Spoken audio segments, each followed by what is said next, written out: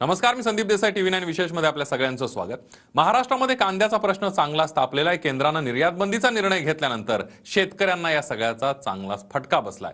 दरम्यान केंद्रानं घेतलेल्या निर्णयावर सकारात्मक तोडगा काढण्याचं आश्वासन सरकारकडून देण्यात आलंय. बघूया त्यावरचा एक स्पेशल रिपोर्ट.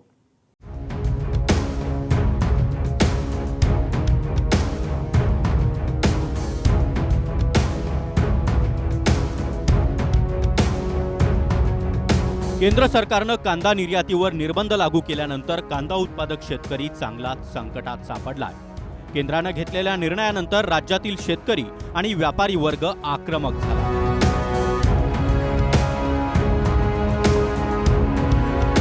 दरम्यान कांद्याच्या प्रश्नावर लवकरात लवकर तोडगा निघणार असल्याचं कृषी मंत्री धनंजय मुंडे यांनी म्हटलंय. तर सरकारकडून शेतकऱ्यांना लुटण्याचं काम सुरू आहे असा हल्लाबोल विरोधकांनी केला.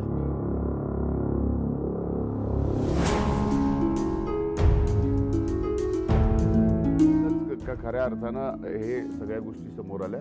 परवा दिवशी हा निर्णय झाला. यामध्ये माननीय मुख्यमंत्री, दोन्हीही उपमुख्यमंत्री या ठिकाणी आदरणीय पियुष गोयल साहेबांशी बोलतायत. आम्ही स्वतः सुद्धा संपर्कात आहोत. या बाबतीत नक्कीच येणाऱ्या 2 दिवसात काहीतरी सकारात्मक निर्णय होईल. शेतकऱ्यांना बर्बाद करायचं, निर्यात बंदी का केली, काय करत होती? मागच्या वेळेस कांदा निघाला त्यावेळेस 40% आयात टॅक्स वाढवून दिली. हे शेतकऱ्यांचं नुकसान झालेलं आहे. त्यांचा कांदा रस्त्यावर फेकला गेलेला आहे, कांदा सडलेला आहे, दूध रस्त्यावर फेकलं जाते महाराष्ट्रामध्ये. सगळीकडे जामच जाम आहे. महाराष्ट्र अशांत करून ठेवण्याचं काम या लोकांनी करून ठेवलेलं आहे, सत्तेमध्ये बसलेल्या लोकांनी. कांदा प्रश्नावर देवेंद्र फडणवीसांनी केंद्रीय मंत्री पियुष गोयल यांच्यासोबत चर्चा केली आहे. या चर्चेमध्ये पियुष गोयल यांनी शेतकऱ्यांसाठी सकारात्मक निर्णय घेण्याचं आश्वासन फडणवीसांना दिलंय. कांदा निर्यात बंदीच्या विरोधात व्यापाऱ्यांनी बाजार समित्या बंद पाडल्या. बाजार समित्या बंद असल्यामुळे शेतकऱ्यांचं मोठं नुकसान होत आहे. त्यामुळे सहकार विभागानं बाजार समित्यांना आता थेट इशारा दिला.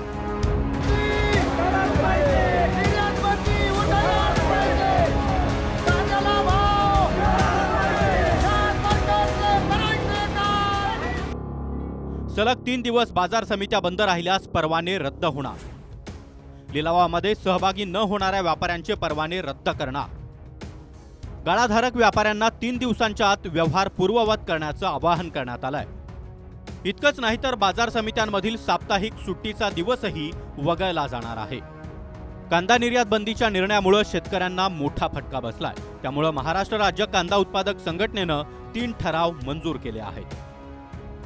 कांदा उत्पादक शेतकरी दिल्ली गाठणार. दिल्लीत पंतप्रधान मोदी आणि अमित शहांची भेट घेणार. कांद्यावरची निर्यात बंदी हटवण्याची मागणी करणार. कांद्याला 3000 रुपयांपेक्षा कमी दर मिळाल्यास कांदा लिलाव रद्द करणार.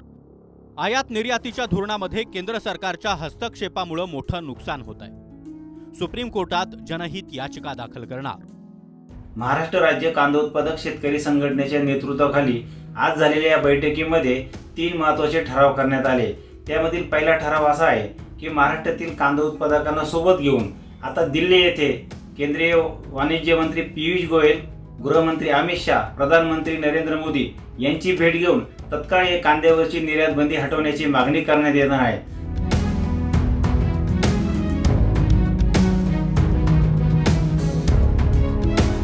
कांदा निर्यात बंदीच्या प्रश्नावरून नाशिकमधील शेतकरीही चांगलेच आक्रमक झाले. शेतकऱ्यांनी केंद्रीय राज्यमंत्री भारती पवार यांच्या घरावर मोर्चा काढला होता. मात्र भारती पवारांनी फोनवरून शेतकऱ्यांसोबत संवाद साधला आणि दिलेल्या आश्वासनानंतर मोर्चा मागे घेण्यात आला. बरं, आता ताई मला एक सांगा, आम्हाला तुमच्याशी काही बोलायचं आहे. तुम्ही आम्हाला कधी उपलब्ध व्हाल? आता मला एक सांगा, अधिवेशन चालू आहे, मी दिल्लीत आहे, उद्या सकाळी आपण भेटू शकतो 7 वाजता 8 वाजता. ऐका, सांगा मला. तुमची पाठराखणीची भूमिका आम्ही मान्य आहे, पण या सगळ्या याच्यातून नाफेड जन्माला घालायचा आहे का हा संशय येतोय. नाफेड शेतकऱ्यासाठी नाही, हा पुनरुच्चार पुन्हा नाही. मग नाफेडला नका सांगू खरेदी करा. नाही, भाव पाडूच नका ना, भाव पाडू नका. 30 रुपये फार भाव आहे का? ऐका ना, एकच सांगतो फक्त, 30 रुपये बाजार असल्यावर कशाला कुणाला खरेदी करायला हवं? 30 रुपये बाजार चालू द्या ना, त्याच्यात हस्तक्षेप नका ना करू. नाही 30 रुपये नाही, बाजार भावचं नाही. यांनी निर्यात बंदी का केली? कारण की इथे कांदा पुरला पाहिजे. कुठं इथं कांदा पुरला पाहिजे आणि घरचा मरला पाहिजे. मला निर्यात खुली राज्यातील शेतकरी संकटात असताना सरकारकडून मदत केली जात नसल्याचा टोला आदित्य ठाकरे यांनी लगावला. तर एकनाथ खडसे यांनी देखील कांद्याच्या प्रश्नावरून उपमुख्यमंत्री फडणवीस आणि गिरीश महाजन यांना चांगलंच धारेवर धरलं. काय झाले, दुर्दैवाने अनेकदा शेतकऱ्यांनी आंदोलनं केलेली आहेत, अनेकदा सरकारला हाक मारलेली आहे. पण सरकार, जसं मी सांगितलं की हे सरकार महाराष्ट्राचं नाहीच आहे. हे सरकार महाराष्ट्रातून दुसऱ्या राज्यामध्ये सगळं काही जाईल ह्याच्यावर विचार करत असतं. गेल्या 1.5 वर्षामध्ये आपण शेतकऱ्यांसोबत किती अनेकदा बैठका केलेल्या आहेत, बांधावर गेलेलो आहे, चर्चा केलेली आहे.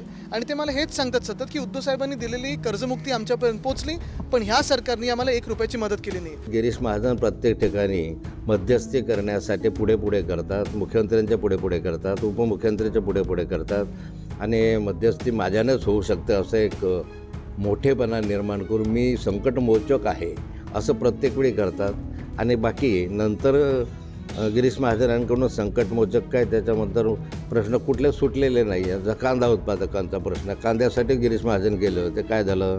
मी सातत्याने सांगते की कांद्याचा प्रश्न गंभीर होणार आहे. जातीने लक्ष घाला. या देशातले सगळ्यात मोठे उद्योगपती ही 40% टॅक्स भरत नाही, पण आमचा कष्ट करणारा, काळ्या मातीशी इमान राखणाऱ्या शेतकऱ्याला 40% टॅक्स भरावा लागतो. त्याचा मी जाहीर निषेध करते आणि पुढच्या आठवड्यात मी पार्लमेंटमध्ये पूर्ण ताकदीने हा मुद्दा मांडणार. केंद्र सरकारनं कांदा निर्यात बंदी केल्यामुळं महाराष्ट्रातील शेतकऱ्यांना याचा मोठा फटका बसलाय. कारण महाराष्ट्रामध्ये 30% कांद्याचं उत्पादन होतं, मध्य प्रदेशामध्ये 16%, कर्नाटकात 9%, तर गुजरातमध्ये 9% कांदा उत्पादन घेतलं जातं. 2021च्या आकडेवारीनुसार भारतामध्ये 26.6 लाख मेट्रिक टन कांद्याचं उत्पादन झालं, ज्यामध्ये सर्वाधिक वाटा महाराष्ट्राचा राहिलाय. म्हणूनच केंद्राच्या निर्यात बंदीची सर्वाधिक धग ही महाराष्ट्राला बसतीये.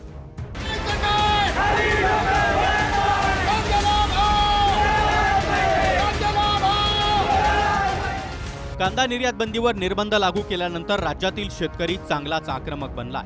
कांदा प्रश्नावर सोमवारी दिल्लीमध्ये अजित पवार आणि पियुष गोयल यांच्यामध्ये बैठक होणार आहे. त्यामुळे या बैठकीत दिलासा मिळणार की कांदा शेतकऱ्यांना रडवणार हे पाहणं महत्त्वाचं असेल. Bureau report, TV9 Marathi.